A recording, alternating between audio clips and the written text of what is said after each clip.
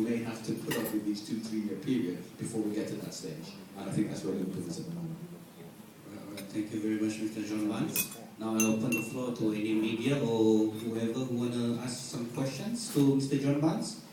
Anyone from the media? Yeah, we have that? No? Okay. Anyone? Yeah.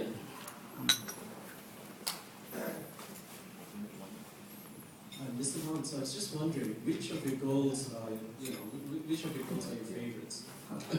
Well, I mean, coming from Jamaica, I'm sure here of those of you old enough in United to remember how great the Brazilian team were. We love Brazilian football. And Jamaica is no different. I suppose in the last 10 years, because Brazil aren't the team they were, we may be looking to Spain, but when I was growing up, Brazil were the team to beat and the team to aspire to be like. So, particularly coming from the Caribbean. So to score against Brazil in 1984, when we won 2-0, although it was a friendly match at the end of the season, I think the Brazilians were sambering or partying, so I don't think they were trying too hard to stop me. But nevertheless, to score a goal of that quality in the Maracana Stadium was fantastic for me. My favourite Liverpool goal was a goal I scored against Queen's Park Rangers my first year. And why, as much as yes, Queen's Park Rangers they beat us 3-2 a couple of days ago, didn't they? So we beat them 4-0. And why I'm talking about that goal is because Queen's Park Rangers were a very good team back then. They were third in the league. And the interesting thing about that, for myself, why I enjoyed that goal and that game was I had just come to Liverpool previously. This was probably my 4th or 5th game for Liverpool. And at that time, Everton won the league the year before. Ian Rush left to go to Juventus. And Liverpool were going through a transitional period. So I came, Peter Pearson came, John Walters came. So there was a little bit like when, Andy Carroll and the players are coming out. So there's pressure on us to perform. And as much as there's pressure to perform, at that particular time, Ian Rush had just gone to Juventus, but he came back, and that's his first time back at Liverpool, and that was his first game.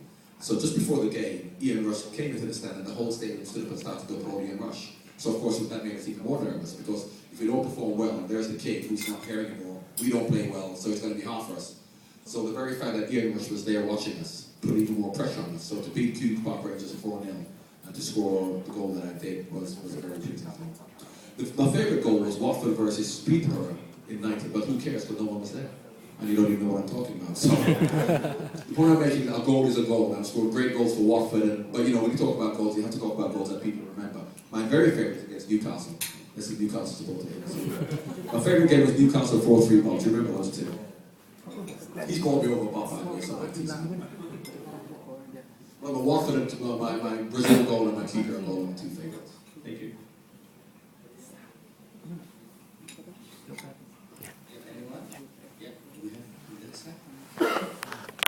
This is the gentleman in the picture who's going to ask me a question who's at Liverpool University. And his first question to me outside was he used to go to this bar and he wanted to know that if I owned it.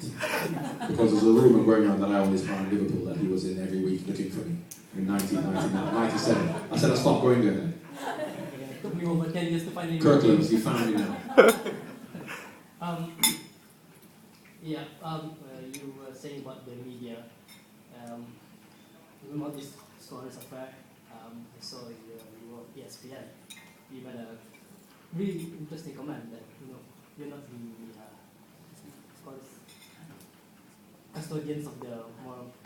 It's shame your comment never got wider coverage because it was a rather. Well, if you look at the situation, he's talking about the Luis Suarez. If you look at the situation generally, and you look at racism in football, for example, a lot of people are now jumping on this bandwagon of Luis Suarez. But you have to look at it from a point of view of that any industry will protect its assets. And I would say, do you think if this was Manchester United with Wayne Rooney, Alex Ferguson would have done any different for Arsene Wenger and Robin van Persie?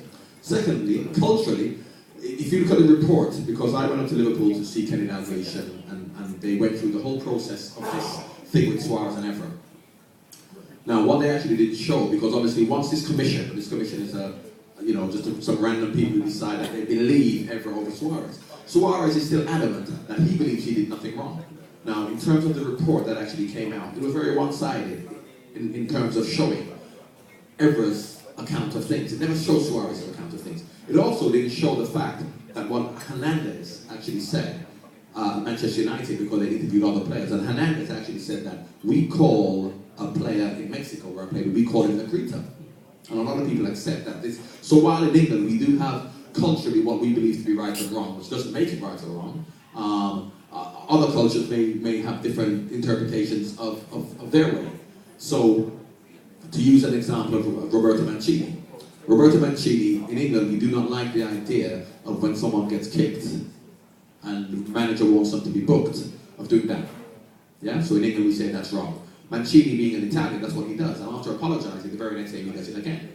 But, however, what we have to do in England is we have to, because we're very quick to tell people what to do, is there a difference, just in that particular instance, of someone being kicked and a player going, because Suarez is doing, a player going, booking referee, or as we do in England, when a player gets kicked, we don't do that. We run to the ref and we go, ref, book him. Because that's what they're saying. There's no difference.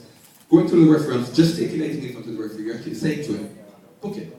Whereas they do that. So, culture is very important. When people talk about ignorance is no excuse, ignorance is an excuse, because if you're driving down the road and you don't know you're not supposed to turn right and you turn right, it's an excuse.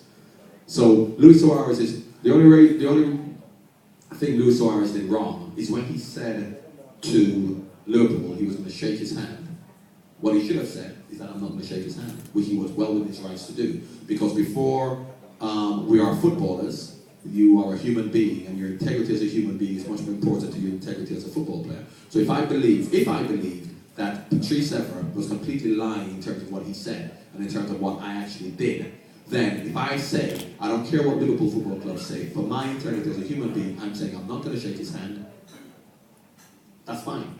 No one can make you do it.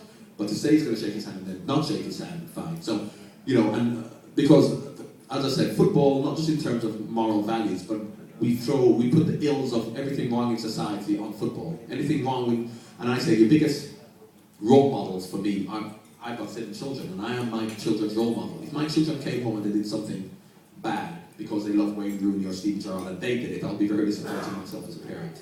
But unfortunately, a lot of people say footballers do this, so therefore that's wrong in society, which is not the case at all. So, as far as Luis Suarez's situation goes, I think that he has to then do what he thinks is right. And Liverpool backed him because they know the true situation. And the stance I've taken on it is not because I'm a Liverpool supporter or because I believe Luis Suarez, but I believe that if he thinks he's right and the club believes he's right, forget what everyone else says. Because talking about an apology, which they've talked about, and now that he's apologised, they've now gone, well, he doesn't really mean it. If you apologise straight away, we know he doesn't mean it, and he wouldn't have meant it, so what's the point of apologising? He's not going to be sincere. So, football can't cure all the ills of the world. Thank you. Not a question, but can you sing us the Anfield rap?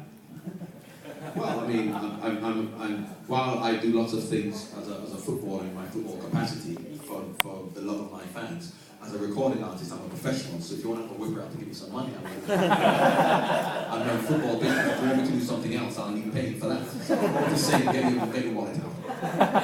Thank you very much.